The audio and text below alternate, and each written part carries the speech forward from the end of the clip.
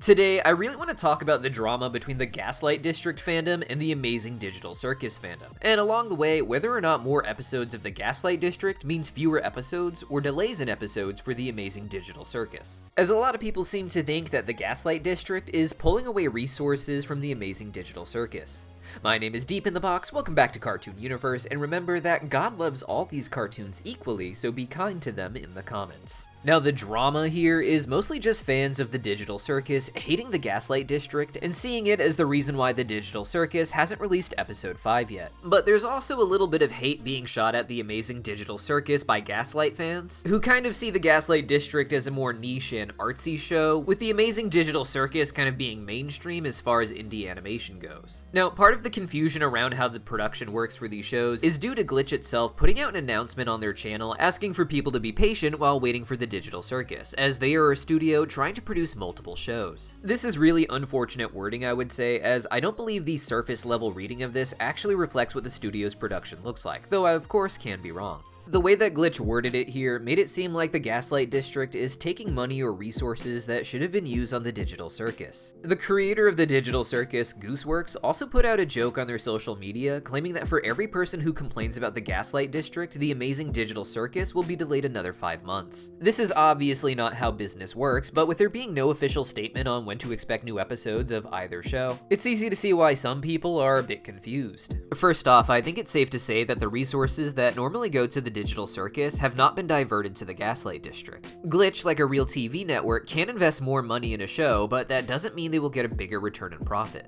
In classic TV, the number of episodes a show had and how long it had to produce those episodes with their budget was based on what would make the show have a good return, whether in ad sales or in merchandise. The same is true for indie shows, but on a much smaller scale. Digital Circus makes some money off of ads that play on YouTube videos, but they also make a lot of money off of merchandise. And this is what's been supporting production teams like Glitch. From what we've seen from Glitch, the production on a show beyond its pilot doesn't actually begin until the pilot airs and they begin to sell merchandise. It's from the money made off of this merchandise that the next episode or episodes is funded, assuming there is a profit. They also get money from ads, as we said, and sometimes distribution like the Amazing Digital Circus gets from Netflix, and Hell of a Boss now on Amazon Prime can also lead to more money. But for Glitch, merchandise seems to be the driving force that kept Murder Drones going and got the Amazing Digital Circus to the point it's at today. Right now, it's not been confirmed that Gaslight District is getting more episodes, as its views aren't as high as the Digital Circus is, even if it's still in the millions. But that doesn't mean it can't become a self-sustaining miniseries. When it comes to the pilot, Glitch of course does have to invest some money themselves before any merch sales. But of course, with a show as massively popular as the Amazing Digital Circus, and even the popularity of shows before like Murder Drones, Glitch itself is going to have some amount of profits after a show is finished that they use to create more shows. It just doesn't mean that this money came directly from the budget of the Amazing Digital Circus and somehow led to its episodes being delayed. So while a lot of fans are basically calling for the Gaslight District to be cancelled based on the idea that it's ruining the production of the Amazing Digital Circus, there's no real evidence that this is the case. While more of these profits could be put into the show to make its production a bit faster, the pipeline created with the animation team often doesn't allow for much change, especially if it's just a temporary change to try and get certain departments caught up when behind. Having just one error or glitch in their programming can basically set back releases for months, and adding more money to make the team bigger can happen sometimes, but often just doesn't help because of how long it takes to train the people in the system. And unfortunately, a faster production for the Amazing Digital Circus doesn't actually mean more profits, and in fact can actually mean less money made by the show overall. Since Glitch relies on merch sales, it's important not to tap your fan base too much, otherwise you start spending more on output than you're getting in merch. For instance, if the Amazing Digital Circus operated like Netflix, they would produce all 8 episodes at once and release them all at the same time on the same day. This tends to lead to a very epic release, but for a show that's funded by merch, this is just one day of advertising versus multiple episodes being released over the year, advertising multiple times a year. These days, each episode of these indie shows are basically designed to be its own merch drop, so fans go and buy stuff that reminds them of the episode that they just watched. By spacing this out, they give their fans enough time to not just save money, but also spend money and attention attention on other fandoms and interests. Instead of relying on a network of fans that want to spend their money on this one show every single week, they rely on a market that has interest in them but that doesn't make them their entire world. Therefore, the amount of money the show needs to be profitable per episode actually hinges on the audience having time to build up interest in buying something again.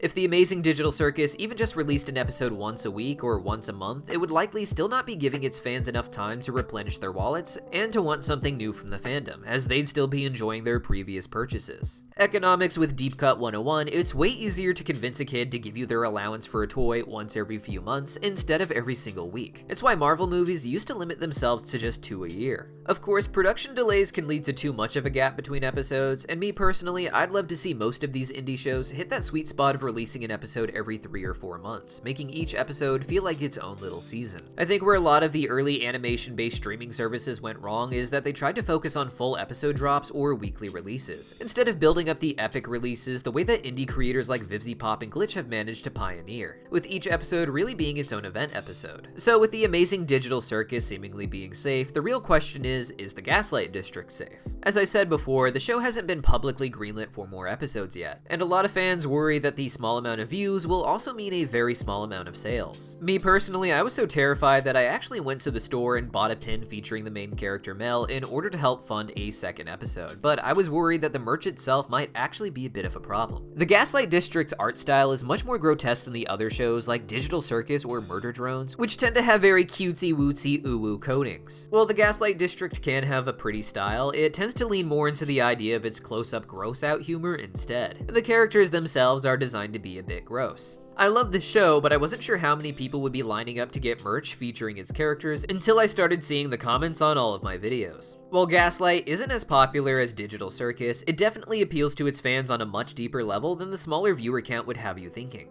With far fewer views than other Glitch shows, you'd think that the people who did see the Gaslight District just weren't dedicated to it. Oftentimes, when a video gets fewer views than others on the same channel, it's because most of the people are clicking away before finishing the video, making it less recommended. So even with millions of views, that can be a very disinterested audience when other shows are getting over 100 million views. But when it comes to the Gaslight District fans, they seem to really like a deep dive. Our biggest video on the show so far is just a short about how the Black Hand from the show can be a parallel to the real-life mark of the beast from the Book of Revelation in the Bible. Our reaction videos were immediately based on me citing prophecy in the Talmud and getting better views than our Digital Circus videos that explore those same kind of themes. What I mean to say here is that the audience gets really connected to the show on a deep level, one that could lead to quite a lot of merchandise sales. And what was even crazier to me is that there seems like there's going to be some really strong merchandise sales from the surface level fans, due to how much they really love the character Breadhead. To me, Breadhead is just as grotesque as anyone else in the show. And don't get me wrong, I could see myself getting a Ken the Butcher action figure at some point, but people absolutely adore Breadhead. I thought he was a funny character, don't get me wrong, but the way he has been absolutely memed by the Gaslight fandom makes him the show's equivalent to Jax from the Digital Circus. He's just an insanely beloved side character who can be absolutely evil yet do no wrong, and the dedication to Breadhead plushes is something I could see making the show work out just fine. The focus on selling posters with creator signatures is also just a top-notch idea for those who want to support but prefer little art over even an action figure. But hopefully it's enough that we get an indication soon that there will be more episodes, at least in episode 2. But what about you? What are you doing to support the Glitch animation regime? Let me know your support for Breadhead in the comments down below, and I'll see you guys next time. Man, I do love running, especially when it's away from women who are madly in love with me. But one thing I never run from is another man. Well, well, well, if it isn't my arch rival, Racer Rabbit. Shady the Bat, you're here for the magic crystal as well?